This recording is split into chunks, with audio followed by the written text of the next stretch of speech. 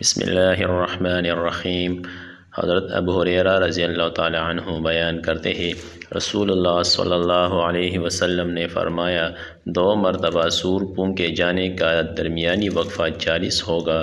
انہوں نے کہا، یعنی ابو ہریرہ رضی اللہ تعالی عنہ نے کہا، 40 دن؟ آپ صلی اللہ علیہ وسلم نے فرمایا، مجھے معلوم نہیں۔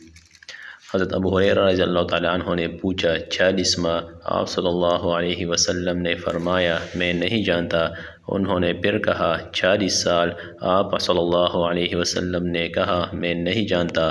پھر اللہ آسمان سے پانی نازل فرمائے گا تو وہ اس طرح جی اٹھیں گے جس طرح سبزیاں اگ آتی ہے۔ حضرت محمد صلی اللہ علیہ وسلم نے فرمایا، انسان کی ایک ہڈی کے سوا باقی سارا جسم گل سڑ جائے گا۔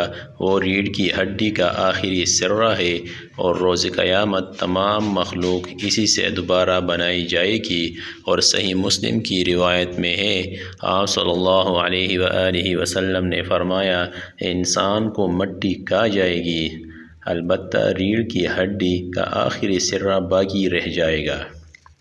اسی ہڈی سے وہ پیدا کیا گیا ہے اور اسی سے دوبارہ بنایا جائے گا۔ اگر آپ لوگوں کو اس طرح کی ویڈیو دیکھنا پسند ہے تو ہمارے چینل کو سبسکرائب کیجیے اور دوستوں کے ساتھ بھی شیئر کیجیے۔ بہت بہت شکریہ۔